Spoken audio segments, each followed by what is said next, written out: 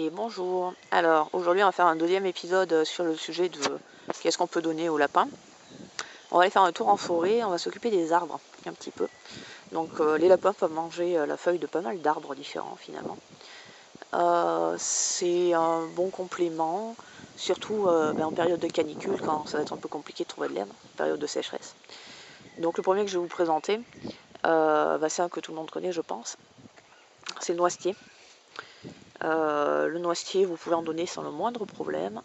Les lapins adorent ça. Et ils vont même ronger l'écorce souvent quand elle est un peu tendre.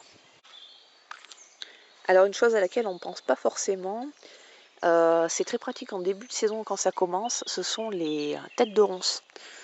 Les têtes de ronces, les lapins les mangent. Alors bien sûr, il ne faut pas que ce soit trop piquant parce que sinon ils ne vont pas s'y attaquer. Mais sinon la feuille de ronce est parfaitement comestible.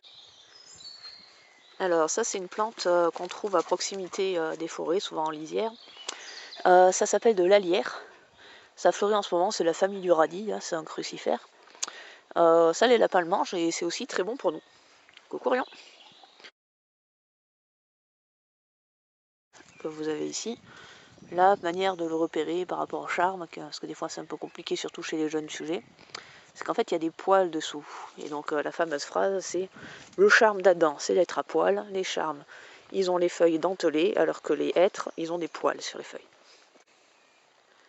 Alors la star des sous-bois, bien sûr, qui est en train de fleurir en ce moment, c'est le fraisier sauvage. Ça, vous pouvez en donner autant que vous voulez aux lapins, ils adorent ça. Alors voici un arbre qui est très intéressant, que certains d'entre vous connaissent certainement. Voilà. Ça c'est le saule marceau, c'est celui qui fait la floraison jaune au début du printemps, c'est lui qui couvre le bal des floraisons de forêt. Les lapins en mangent en grande quantité sans le moindre problème. Et juste à côté, on l'a ici, vous avez le bouleau. Le bouleau est tout à fait comestible, les lapins aiment bien sa feuille, donc c'est facile, hein, le tronc est blanc. Et la feuille, elle est quasiment triangulaire. Voilà. Il y a plusieurs espèces, à ma connaissance, ils sont tous bons, il n'y a pas de problème. Là, vous en avez un spécimen un peu plus grand. Voilà. Du coup, le châtaignier, c'est non, hein, comme je vous disais tout à l'heure. Par contre, les châtaignes, en automne, donc là, il n'y en a plus dans cette saison, évidemment. Les châtaignes, vous pouvez les donner entières aux lapins. Entières, crues, sans le moindre problème. Je vous conseille pour la première fois de les couper en deux pour qu'ils voient qu'à l'intérieur c'est intéressant à manger. Ils vont les éplucher tout seuls, ils vont se débrouiller et ils vont les manger.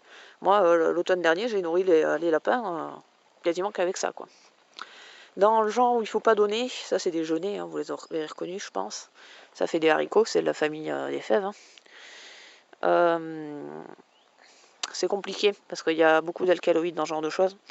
Il vaut mieux éviter, moi j'en donne pas. Hein. J'ai pas trouvé d'informations vraiment sûres à 100% si on pouvait leur en donner ou pas, mais j'essayerai pas parce que c'est vraiment trop risqué, je pense. Dans le même genre, vous avez le hou.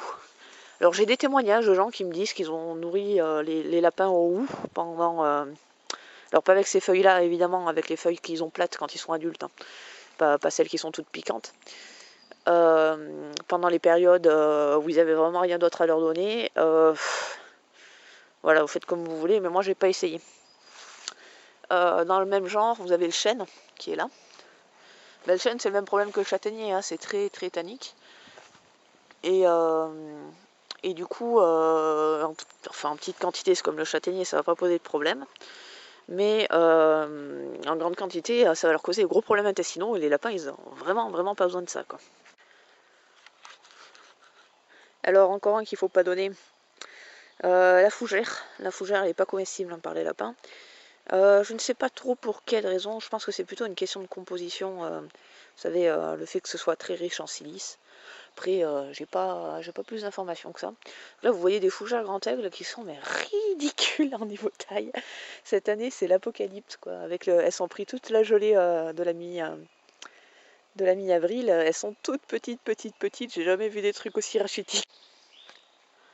Une petite parenthèse pour ceux qui se demandent un petit peu si le châtaignier ça tient dans le temps. Vous voyez là le champ de bataille.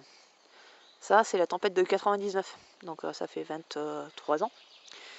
Et ben c'est toujours là, hein. Et moi ce qui me tue c'est que tout ça là, c'est pas exploité. Alors qu'à côté ils coupent les forêts à tour de bras pour faire du bois de chauffage.